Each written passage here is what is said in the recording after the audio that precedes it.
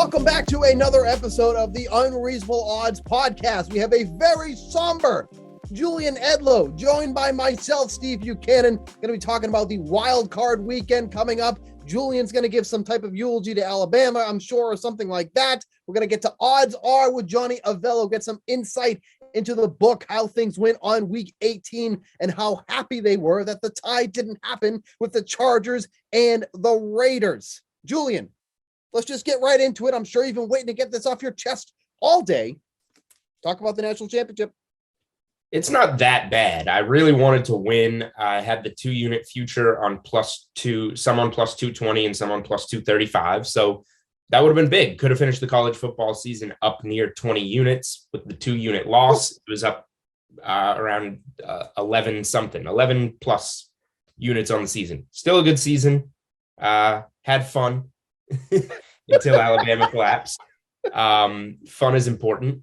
Money is important. Got both of them. And I'm going to bet on Alabama to win it all next year. And they're going to beat Ohio State in the national championship game a year from today. And that's what's going to happen. And I'll make a bunch of money on that. It should be noted that I made 2 college football bets this year. Both lost. Both were at the hands of Alabama. The Alabama first half that you were so excited about, that one lost. And then I took Bama last night. So if you want to say that I am the curse of Alabama, then you might be right, because 0 for 2 with my college football bets, all at the hands of Bama. I won a lot of bets on Alabama this year. I did lose more than twice on them, but it seems that you are strictly correlated with the losers. So I will keep that in mind moving forward. Yep, Please don't bet them to win it all next year. Already placed. Oh, really? All right, let's talk about some winning bets, though, on the Cash It or Trash It segment. I'll just start right here. We talked about this on the show, on our show on Thursday. Love the rushing yards over for Austin Eckler going against the Raiders. Was a little bit sweaty. Well, I'm not going to lie, but that did end up cashing there, getting him over 57.5 rushing yards against the Raiders in what was literally an instant classic of a game. I was a little bit behind. I had to watch the series finale of Dexter, which if you have watched already, I'm sure you're probably upset like I am, but I'm not going to do any spoilers. So Dexter's one of my favorite shows, but I'm not a liar. I say I haven't watched TV in 12 years and I haven't. So I haven't seen this season. 1 through 9 are absolutely perfect. They screwed it up in the finale again. They screwed it up again. The finale, they wanted to redo the bad finale in season 8. They might have made it worse in season 9. So, oh boy, don't know where this goes from here, but I was watching it on delay. So I ended up finishing the game at like 1 a.m. or whatever. But an excellent game there. Cash the over on Austin Eckler going over his rushing yards. Yeah. My favorites were just the incentives this week. And believe it or not, these NFL players like money. So a lot of the financial incentive ones cashed, whereas the record breakers were the trash. So financially, Stephon Diggs over 5.5 receptions, easy money. You could tell right away they were going to get him the ball. I did not care whatsoever about the -150 juice. That was just going to be a winner, and it was. So cash that. Gronk likes his money. 6.5 receptions was +130 on the promo tab. 84.5 yards was +200 on the promo tab. Yep. Wrote both of those up in my best bets article. Both came through. You could tell coming out of the locker room that first drive, Brady was just feeding Gronk. He was going to get his friend $1 million, and he did it. So yeah, I don't know if you saw, but there's a video of Bruce Arians trying to sit Brady, and he said no. He wants to go get Gronk his incentives, and he did. Exactly. So just always something to keep in mind going into these final weeks. Some of my favorite plays of the season, really. And now that's 2 documented incidents where people are just telling Bruce to, go, what. First Antonio Brown and now Tom Brady. Not listening. Well, Antonio Brown's not doing all that great these days, but Tom Brady is the coach of the Buccaneers and will do whatever he wants. I did play one side. It was a loser. I was still on the Packers at -2.5 against the Lions. Aaron Rodgers and the whole offense actually played a lot more than I expected. They were in that game into the second half, and the Lions were actually giving them a run for their money, like even with the starters in. Yeah, the Packers are like, all right, let's get these guys out of here before they actually think we're going to lose to the Lions and have no momentum going into the playoffs. Right, and they did lose, but I was fine. That wasn't a loss that I was really all that upset about. But -2.5 for the Packers, you can crumble that up and toss them to the barrel. That did not obviously hit with them losing 37-30. I actually just, while you're on the topic of sides, I played one side the last 2 weeks of the NFL season. So I want to give myself a pat on the back for being patient and being responsible. And it was the Steelers on Monday Night Football to send Ben off with a win, and it won. So 1-0 on sides the last 2 weeks of the NFL season. Impressive restraint for someone like me. Yeah, we are really good touts. But we do have some trash, of course. And like I said, it was no money involved. It was the guys going for records. Cooper Kupp over receiving yards. If I took it, it went down as low as like 115, 116, and he finished 118. I said that the yardage prop wouldn't matter, to just play the over 135.5 and he would get the record. I was wrong. Didn't cash. Jonathan Taylor played his rushing over. Did not care at all about that loss because we cashed our Colts to miss the playoffs at +150. So I'm fine with Jonathan Taylor losing because it made me a lot of money on that ridiculous result.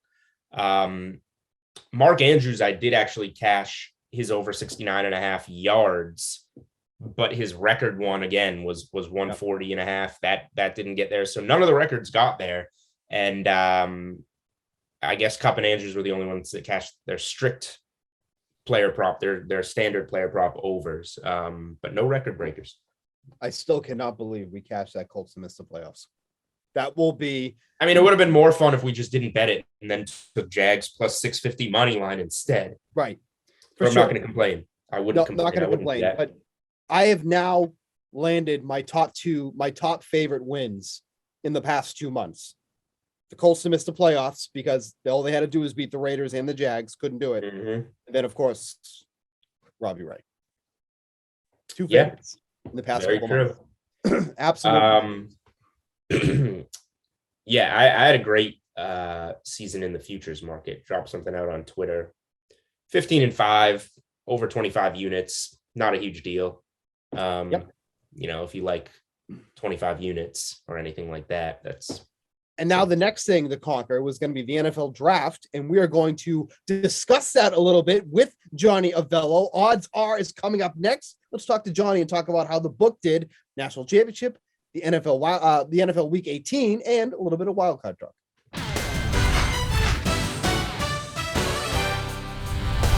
All right, you heard the music. If you are an Unreasonable Odds listener, you know what that means. It's time for Odds Are with Johnny Avello. And to do so, we welcome Johnny Avello from DK Sportsbook into the podcast.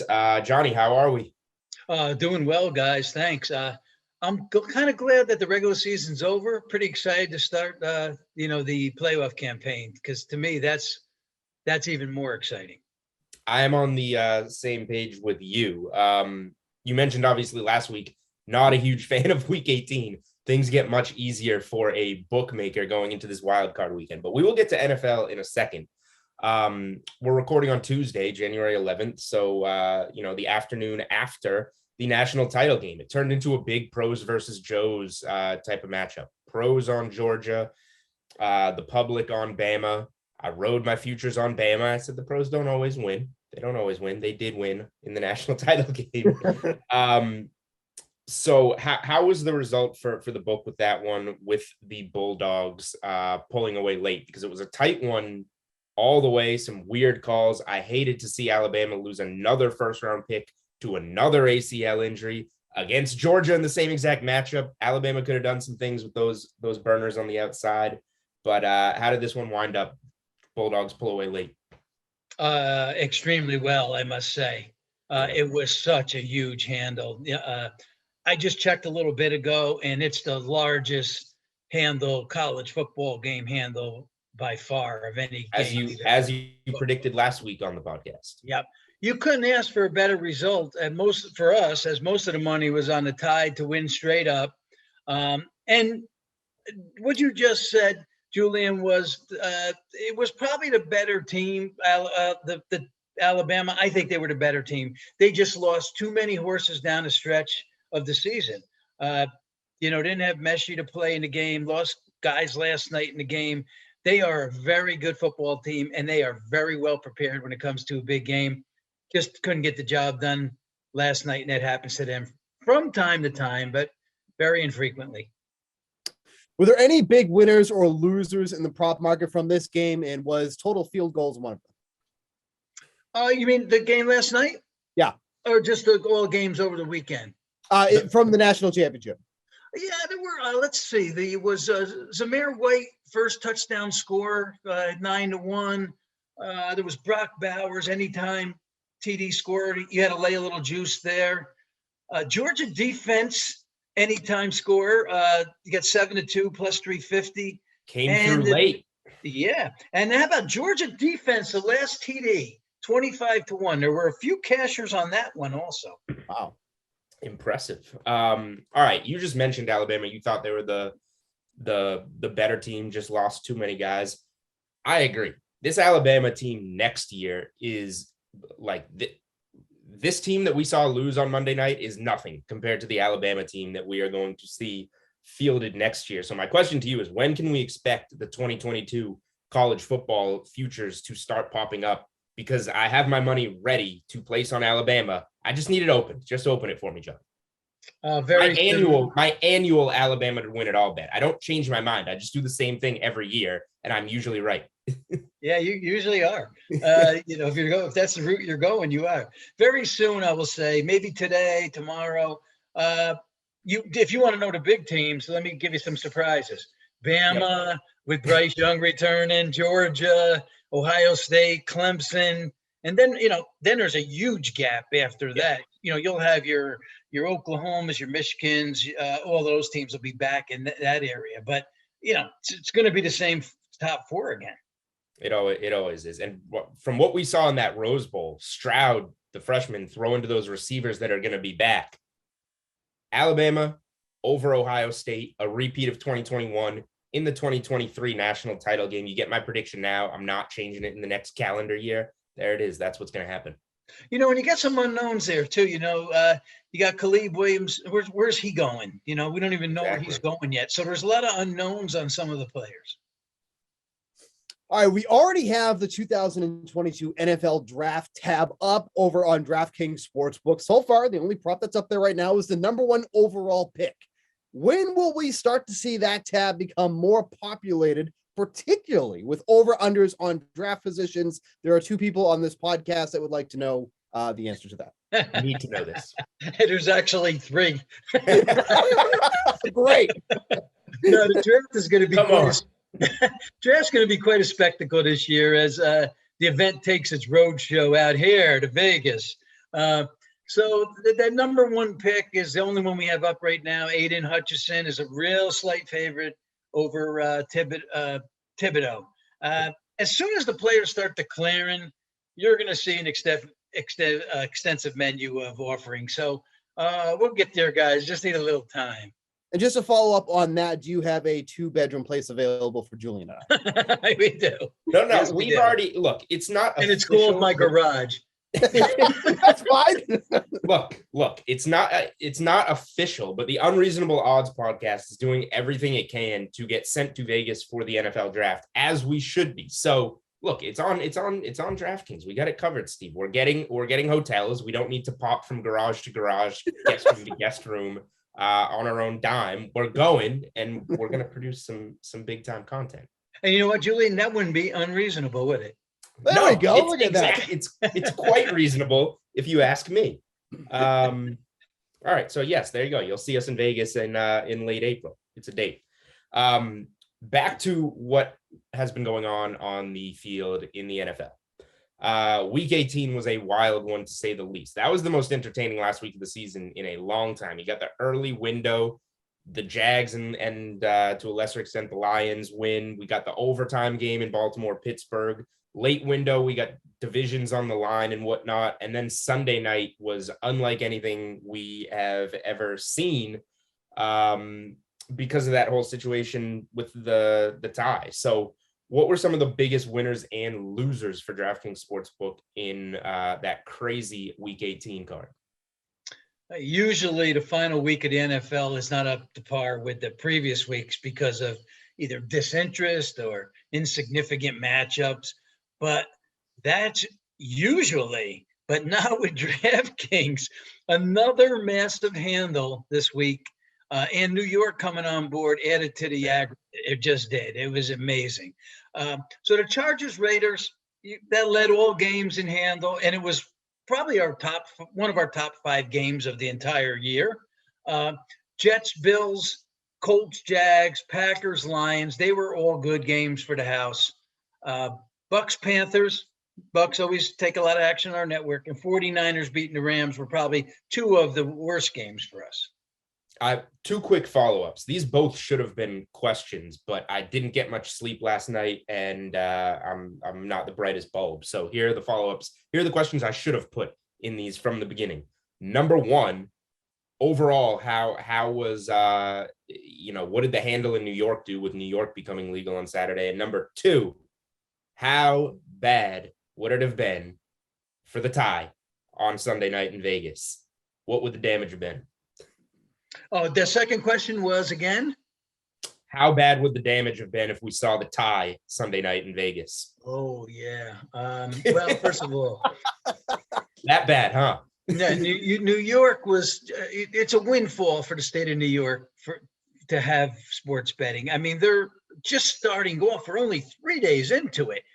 We had 2 Saturday games, the slate on Sunday and then the championship game last night. And New York's right at the top, right near the top of one of our top states. So what I think happened is there were a lot of new users signing up, but there were a lot of people, instead of crossing the GW Bridge or getting over to other jurisdictions, were able to stay home. So New York was absolutely fantastic. To answer that second question, wow. That was one of the craziest games I've seen. The bets came in on the parlaying with the same game parlay, Jags on the money line.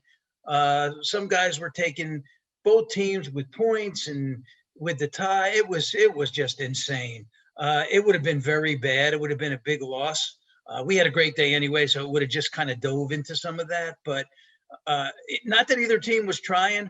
But one thing I will say, and I read something yesterday, is that the Raider coach said that if the Chargers didn't call a timeout, he's probably running out the clock. So, and I thought the Charger coach did a poor job from beginning to end in that game. Just he cost his team certainly the game itself and a playoff spot. The 4th and 1 from your own 18, getting so fortunate to only give up 3 there. And the timeout, Staley got a lot of love for coach of the year early, and the analytics. Yep.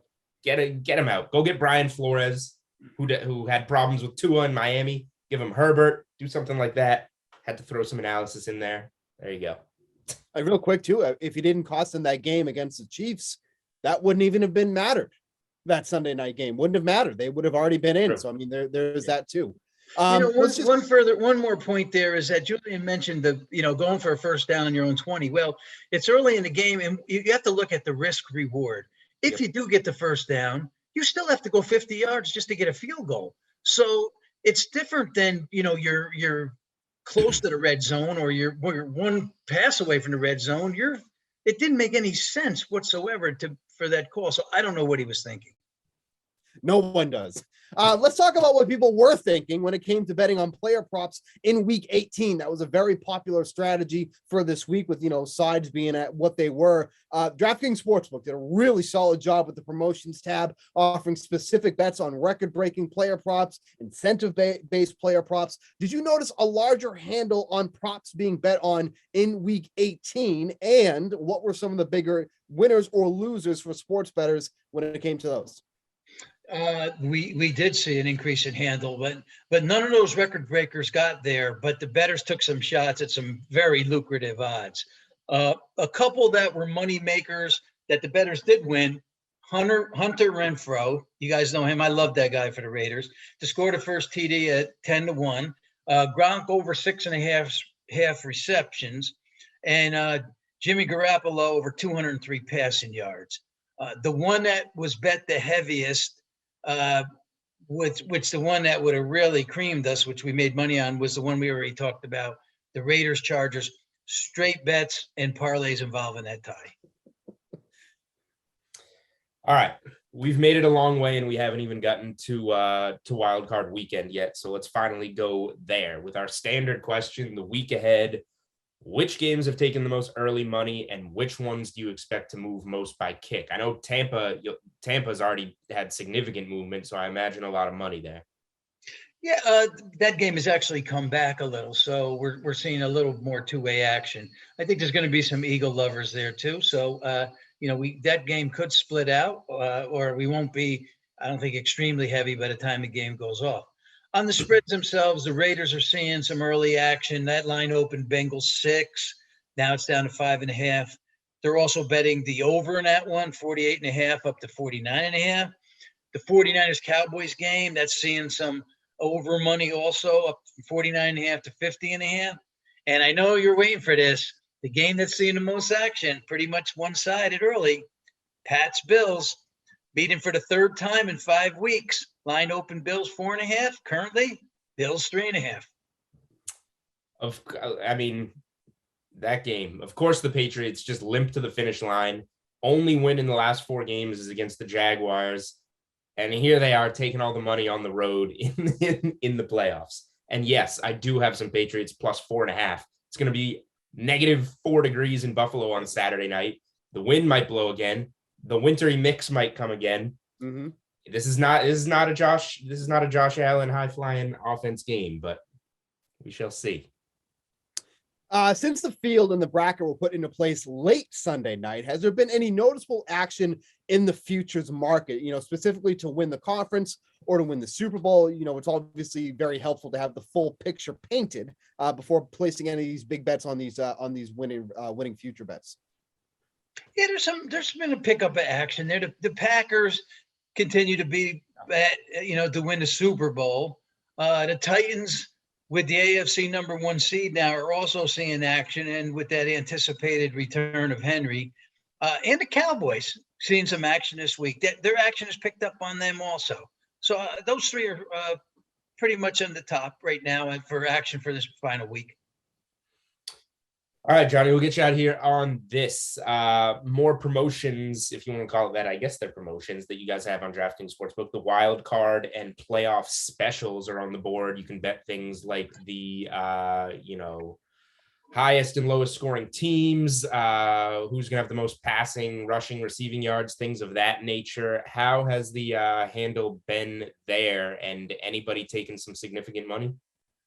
Yeah, no, I wouldn't say significant, but some action on the specials. We've got you mentioned this highest scoring team for the weekend, so the Chiefs are taking a little bit there. The lowest scoring team, that's the Steelers, anticipating that they may be out quick. And then there's some other specials which are kind of tough to decipher. Most receiving yards, where do you go here? Adams, Kupp, Hill, Kelsey, Diggs, Samuel. I mean, it's really tough. A lot of good players playing in the playoffs. Yeah. Who would have thunk it? Passing yards, Mahomes taking a little bit he's plus 2.25. On the rushing yards, kind of interesting. Derrick Henry, 6-1. What does Derrick Henry, does he have it or doesn't he have it? Right. We want to find out. And then the highest scoring team, the Chiefs, they're actually a -105 in this category, where everybody else is a plus. Wow. Laying juice on high scoring. That is impressive. All right. That is Odds Are with Johnny Avello. We just about covered it all. We're slowing a bit, less games to talk about when it comes to the gridiron, with college football closing the book and fewer and fewer NFL games by the week. But we always appreciate the insight, and we will talk to you again next week, Johnny. Thank you, guys. Talk soon.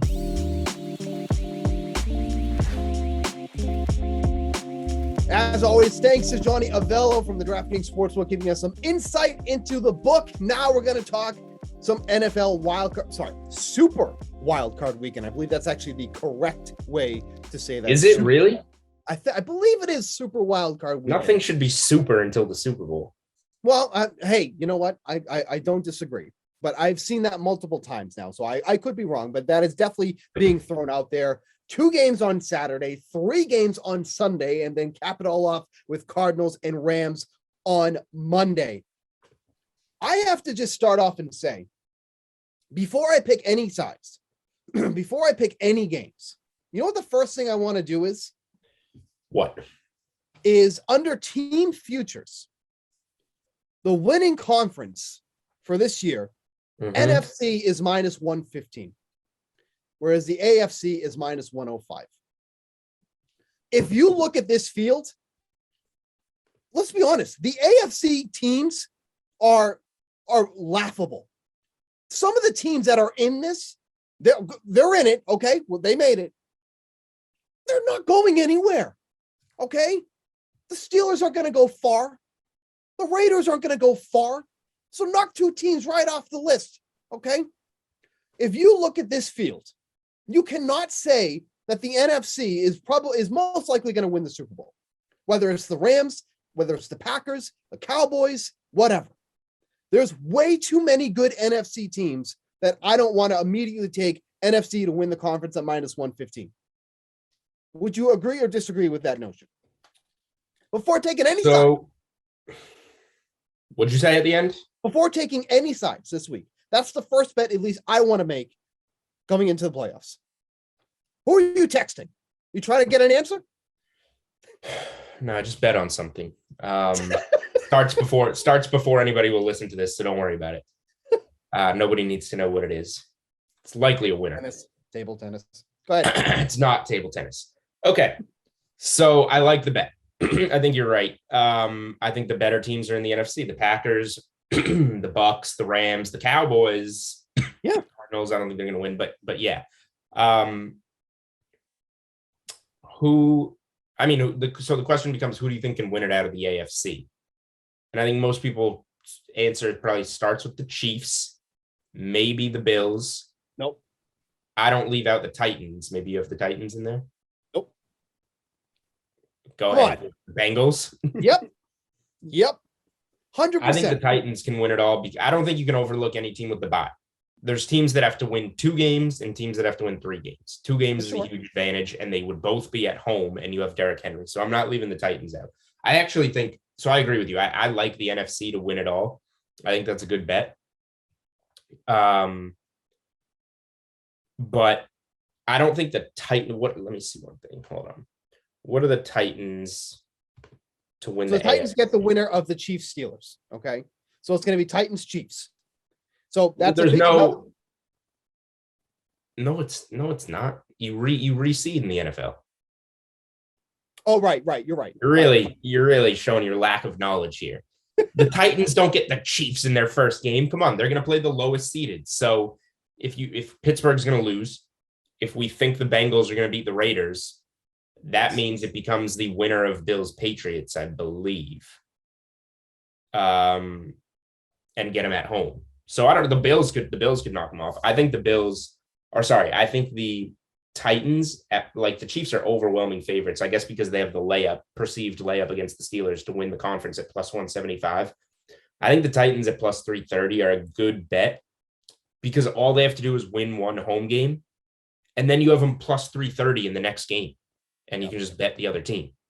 So I think that I don't think it's a ticket you necessarily need to ride out, but I think there's just good value on Titans plus 330 because all they have to do is win 1 home game against the lowest seeded team, and then you have them plus 330 in 1 home game, and you can hedge off there. I will say that the Bills over the past month and a half have looked like a very beatable team. Agree. Bills have only beaten 1 playoff team, and that playoff team is the Patriots, who they play again for the 3rd time, and who also beat them at home where this game is. But, the Patriots, very beatable team. Mm-hmm. There's just nothing with the AFC that I'm like, you really have to worry about. It comes down to Chiefs Bengals for me. That's what it really. A lot of people have 49ers futures. The only team that can't win it in the NFC is the Eagles, in my opinion. And I would be pretty shocked if the Cardinals won it, but I think the Cardinals are better than 4 of the teams in the AFC field. Yeah. So that's just my initial thought off the jump here. Is there anything else you want to get into before we start looking at some of these game lines? No, I like the NFC call, and I like the Titans plus 330 in the AFC. Just as it'll create a hedging opportunity would be my guess. All right, so we got Raiders, Bengals, Patriots, Bills on day one, if you want to call it, on Saturday. I'm obviously taking the Bengals in this spot because I think the Bengals are going to be going far, so I'm obviously not looking for them to lose against the Raiders. And then you got Patriots, Bills, where the Bills are, as we talked about with Johnny already, the line's come down on this. It's now 3.5 for the Bills when it was once upon a time was at 4.5. So where do you lean in this one here? I think my 2 favorite plays off the jump is taking the Bengals. I don't even mind taking them on the money line at minus 225, a little steep. But I just don't like the minus 5.5 spread. And then under 42.5 for the Patriots Bills. If everything is going to come to fruition that we've seen already with the weather, which is going to be negative 3 or 4, whatever it is, it's a number under 0. That's all you need to know. Possibly some wintry mix. And then these 2 teams, how they perform against each other. 42.5, which by the way, there's a hammer the over promotion on DraftKings Sportsbook, so don't forget about that. But under 42.5 feels like the play for me in that one. Yeah, should be an under game. Could be a game where you tease the Pats up to 9.5 and under 48.5. A rare same game tease with a total. I do lean Bengals, numbers coming down on them. I'm always wrong about the Raiders. I get every Raiders game wrong. I get every Raiders season wrong. So I'm terrified, but I don't think they win this game. So I mean, I get Bama wrong all the time. I don't. I'm just wrong sometimes. So, I know the Bengals Bucks were about to be a very popular teaser, but now at the current prices, forget the points with Tampa. Who wants minus 2.5? Money lines minus 222. So 2 cents of juice, and you just need them to win now. So I like a Bengals Bucks money line parlay a lot. From Saturday, takes you from Saturday into Sunday afternoon. We can talk about the Eagles Bucks a little bit more. Yep. For Saturday night, I have the Pats plus 4.5. I think they're fine at 3.5. I love the tease, the under and the Pats. It's just Buffalo's said it's built to beat Kansas City. It's talked about building a dome in Buffalo to cater to its team and prevent the wintry weather that it's so bad playing in. And now the Patriots, Belichick loves the weather games. They're built for the weather games with defense and running the ball. They embarrassed them the last time up there. I didn't like this at first. I thought Bills probably beat them. And then you see what Saturday night's going to look like. It's going to be another close game. 3rd time they play in the division. It's just, I would only take the dog in this game, really. Yeah, just a quick note on that Bengals Bucks thing, because like you said, that could have been a teaser piece, but you're obviously not going to tease through 0 with the Bengals, and you don't want to get the Buccaneers at 2.5. But if you were going to tease those, if you just do the money line parlay, you're just paying for an extra 2 cents. Yes. And then you just need them to win outright. So that's definitely something I think that I think is worth looking at, because you're basically paying that 6-point teaser price, plus an extra 2 cents. So it really is, nothing that's going to be affected by that. So I do like that 2-team money line parlay. Plus 110 if you want to throw the Chiefs in there. Yeah, I'm not. I mean, yes, but I'm not going to get too cute with that.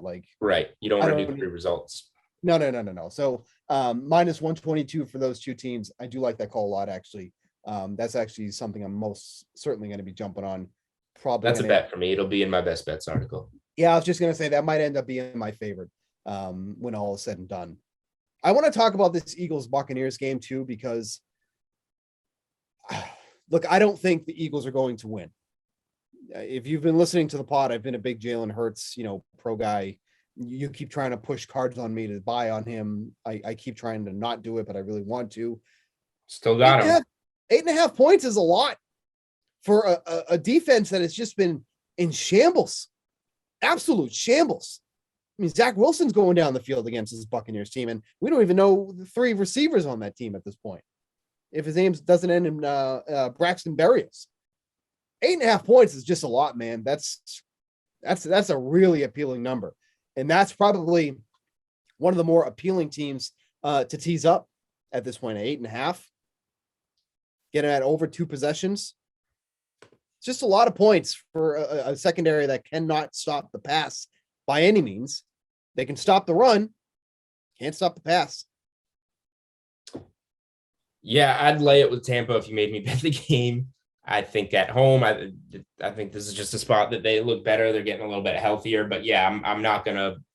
Again, these numbers are gonna be sharp. There's a few. Yeah, Steve. I was like half paying attention. Samir just slacked us. He's like, "Did you say Braxton Berrios is on the Eagles?" No, I said Zach Wilson was going down the field, and you can't even name some of his receivers. So Samir's paying half attention. Against the Bucks. Okay, gotcha. Neither of us were paying attention, which is fine. Thanks, everyone. Not listening to Steve can be extremely profitable, but he does like the same bet I like this week a lot. So yeah, I'm not gonna make that parlay and then lay points with Tampa. My best bet of the weekend is probably in line with you. So don't steal it from me on the sweat on Sunday. Bengals Bucks money line parlay. I feel like a few of us are going to be giving that one out. It's square. That's what I'm on. That's what I like. That's all I'm doing in that one. And that gets us through the Sunday 1:00 game and into, I guess, Saturday afternoon. We got Niners Cowboys. We'll just go in chronological order. What do you think about Niners Cowboys? I mean, I absolutely despise the San Francisco 49ers. There's, I don't know how they keep getting as far as they do. I just don't, anything that has to do with Jimmy Garoppolo in a clutch moment always seems to go the other direction for them. At the same time, I don't like the spread at 3. Like, if anything, I'd be actually more inclined to take the 49ers at +3.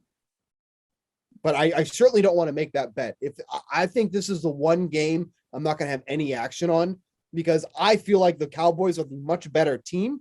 But the Cowboys have not played like the much better team over the past month or so, I guess you could say. Yeah, this one wouldn't shock me if the Niners pulled it off. I really don't want to wind up on Dallas. Dallas obviously has the firepower to get it done. I lean 49ers, and this is one that maybe I'll have more of a take on Thursday. Maybe I'll have more of a take in the Best Bets article or on our Sunday shows that hopefully you guys tune into. I lean Niners. I'm leaving it alone for now, but it's a big game. Niners Cowboys in Dallas, brings back a lot of 90s NFC championship memories for people. It's going to be a heavily bet game. The numbers are just sharp this week. Steelers Chiefs. Yeah. I don't think we have to. There's value on the Steelers because of the blowout last time and because they're not even supposed to be here. And some say it's, they're a team of destiny with Big Ben and sneaking in.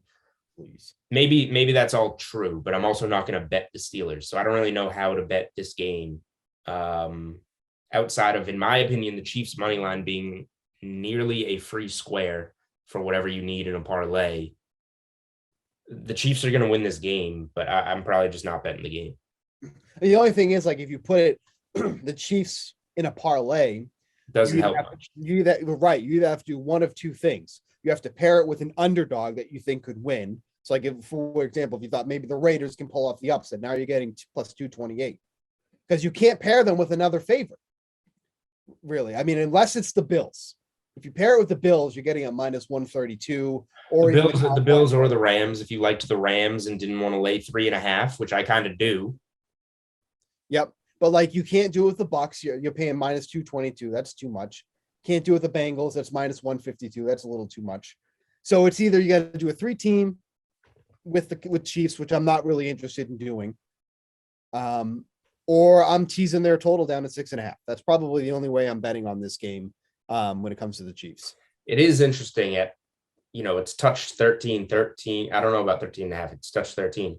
It is interesting at 12.5. I never do this, but getting it to 6.5 does get you through one of the, key numbers in 10 and 7, which are plausible. The only problem is there's not a lot of other appealing options for the second leg. Is it the Cardinals maybe at 9.5? That could be one. If you want to get the Eagles up to 14.5, maybe that's one there too. But it's not like there's another like obvious leg where it's like, okay, here's one. If the Bengals gets up to 6, perfect. There's your play right there.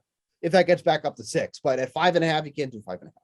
So maybe to be determined on that, but at least as it stands, the Chiefs are that teaser leg to get down to -6.5. All right. Monday Night Football. We had this game like a month ago, Cardinals Rams on Monday Night Football. And the Rams were down some bodies due to COVID, and they won the game on the road. The road team won both of these NFC West games this season. I lean Rams here. I'll take the talent, I guess, and say that they'll get it done. I think the Cardinals started hot, haven't been as good late. The Rams haven't been as good late. Matt Stafford concerns me with the mistakes, but I lean to the Rams being able to get it done in this game. No, I'm with you. I like the Rams here. What's bothersome about the Cardinals, Murray's just not running. He's doing like a handful of carries a game. Mm-hmm. He's not running as much as he usually does.